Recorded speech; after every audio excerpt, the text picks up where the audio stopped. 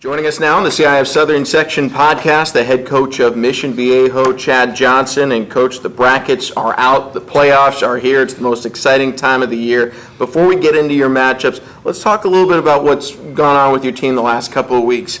3 weeks ago, you're 8-0. You got, arguably as good a starting 22 as any team in the Southern Section. Had to be feeling confident. And there have been some roadblocks, some stumbling blocks, I should say, for your team the last couple of weeks between a player being ruled ineligible, some forfeits having to happen, and a league loss to San Clemente. What's it been like guiding your players through some realities that life is not always going to treat you as fairly as you'd like? Yeah, and that's exactly it. A few hours before the Capital Valley game, we were told by administration that we had been using an ineligible player that we had no idea about. And unfortunately, we had to forfeit 4 games. Thankfully, it was just 4 because that player ended up only playing in 4 of the 8. So if it was all 8, try to look at the glass half full. Because if it was all 8, we would be done. The season would be over because we would have been 0-2 in league, and it had been 0-8 anyway. So we definitely were. I don't know what the word is. We were just in shock. Hours before that game as we learned that information. I think, our players, including myself, did not handle that properly, and it showed in the first half against Capital Valley. We came out and played really poorly in the first half, and then at halftime we kind of all regrouped, talked about it, and then we played much better second half. And then during the bye week, as things unfolded and we realized what could happen now, and I wish we would have not had a bye week then. I think it would have been better for us to get out and play a game right away, but we had a bye week and a week to stew over it, and we didn't handle that very well, I don't think. So for me as a head coach in my first year, definitely a lot of learning experiences to how, hopefully this never happens again, but just to how to handle something that goes wrong and trying to be a better leader for these kids, because at the end of the day, it's adults screwed up, right? We as adults messed up. And unfortunately, the kids are the ones that have to suffer the consequences for it. Really happy, though. Obviously, San Clemente, we didn't play real well at all. We had a kid with a serious neck injury at the beginning of the game. Again, all of us were kind of in shock, what is going on? And we didn't play well, and we ended up losing that game by 1. And then we bounced back, and I thought played really well against Tesoro last night. Or 2 nights ago, excuse me. And so now we're going in with the same mentality. We talked about it last week that we were in playoff mode a week early. We felt like Tesoro was a winner-go-home game, and that's what the playoffs are. And I'm used to that mentality coming from Bosco, and Mission Viejo is used to that mentality from the success they've had under the previous coach, Bob Johnson. So we're ready to go. We're excited. We're excited to play a great team like Bishop Almont. Coach Haggerty does a phenomenal job out there, and it's going to be, I think, a great game. It's a great venue. Bishop Almont has a really cool stadium, very tight, kind of like La Habra-esque, if you will. So I think it's going to be a great matchup, and it's going to be fun for us.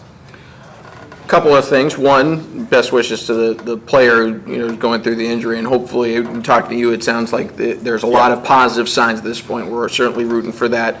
To go back to what you were talking about kids overcoming things. I always like to show my appreciation for coaches and programs that stand up and say, you know what, something went wrong and we're taking responsibility, because it certainly feels more and more today like we're in a world where just say you didn't do it, and that's okay. Don't take responsibility. Make them catch you. And high school football and high school sports in general are about learning life lessons on how to act later on. I'm sure there were a couple of kids that you were saying, why did we turn this stuff in? But it's such a great lesson, and at the end of the day, it doesn't prevent you from accomplishing any of the goals that you want. Right, no doubt. At the end of the day, the loss to San Clemente, which was completely in our control, and the forfeits did not affect the loss to San Clemente, cost us to be seated where we're seated. And instead of, we probably should have been, if we wouldn't have lost San Clemente, been seated up against Oaks Christian, up in the upper side of the bracket, where we probably would have played them in round 2. And so the road to the CIF championship gets a little more difficult now, but that was on us. It was self-inflicted. And absolutely, we try to talk about, we kind of have a word of the week thing that we do, and perseverance was one of them, and I'm really proud of of our kids being able to persevere through the hard times. And there's no doubt that, we're trying to teach life lessons in this game of football and trying to do it intentionally, not just, hoping through osmosis that they'll learn some of these things. So there's no doubt that if we don't, as adults, handle things properly and lead by example first, then the kids aren't going to get it either. So, that's what we try to do, and hopefully our kids later in life, learn something from it and are better people for it. Chad Johnson of Mission Viejo with us here on the podcast. So now looking at the playoff bracket, it's out. You start things off with Bishop Amat, and then your playoff chart, if you're just following seeds, it's Bishop Amat, Mater Dei, Centennial, St. John Bosco. Yeah. Sounds easy enough.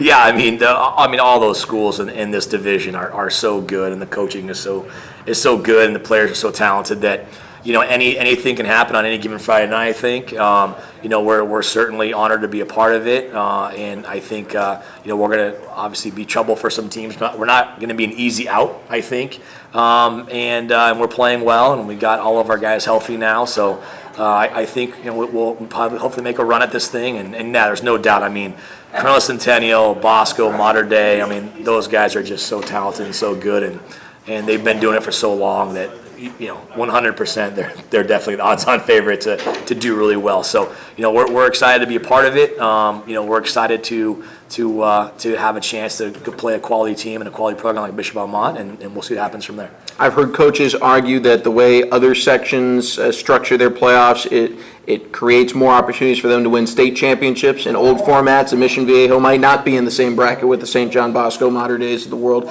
and have a greater opportunity to eventually play for a state title. I'm on the other side. I think some things are outside of your control, and if you're in a section with people and you're one of the best 16, you should probably want to play them. Where do you fall on that argument? Well, when I coached basketball at Bosco, I really felt like basketball did a phenomenal job with what they did in the open division, and I thought it was fun, and they took the top 16 teams no matter what and pulled them out, and they played each other. I think which also allowed, because the state rules are if you play in the open, even if you lose the championship, you can still move on. I think that might be something down the road where you take a look at of making an open football division, so that way the loser of the CIF championship game could still move on to the Division I regional. I think to give the North and probably Folsom, right, a better game, I think the number 2 team from this division, let's say ends up being Bosco Mater Dei in the final, which is my hypothesis, and then you have the loser, right? Let's say it's Mater Dei because Bosco already beat them. Mater Dei, I think, would be a better game against Folsom in the state championship representing the South than the winner of San Diego and Central, and that's kind of what I think. I think probably the popular opinion is probably that too, that if they made an open, the loser could still go on and probably give the North a better regional game. So maybe all the exact same teams, just instead of it being labeled Division I to start, you say there will be an open division, and maybe everyone from Division I just gets slid up there, but right. That's how it's more the way it ends up interfacing with the state format than how it actually exists here. No doubt. I mean, I think that would probably be, because they always say, the North, always does better than, well, it's because the way down here, there's so many competitive teams all in the same section, and only one of those teams gets to go on because we don't have an open. Like in basketball, when I coached basketball, they had a situation where, if you lost, you still got to move on, and you could still play for the division you were supposed to be in as the state playoffs went up. So we'll see. I mean, the bottom line is just there's a lot of tremendous football in this section. Probably, I would think probably the best section in the country. When you talk about all of the teams in Division I and CIF Southern Section, I don't see another section in the country that's better than this. I mean, the Trinity League itself is unbelievable, but then if you take the Trinity League and you take them to the playoffs, add in Centennial, add in Mission Viejo, add in Oaks Christian, I don't think anyone in the country can compete with that in a local centralized area. Yeah, me personally, give me games 11 through 14 that we get here versus game 16 for anybody else anywhere else. It just doesn't get any better than we have it here. Last one for you. How excited are you to see Joey Yellen and Akili Arnold, at some point, their last game in high school is going to come, and they're in complete control of when that is, and they get to play against the best. How excited are you as a coach to see them get to perform on this kind of stage? I'm really excited. Joey, of course, has been with me for since 8th grade. I drove him to Bosco. Everyone knows the story there. And Achille is a phenomenal kid. He's a Mission Viejo kid. His dad used to be the president of the Mission Viejo Cowboys, the local Pop Warner. So it's a great ending to a great senior year for those guys, and we're really excited to see what they can do in the playoffs. Joey's been nails all season. Achilles, unbelievable. I mean, he probably could be the MVP of the whole county, honestly, with what he does on both sides of the football. So I'm really excited to see what happens, and hopefully the ball bounces our way and we can make some noise in the playoffs.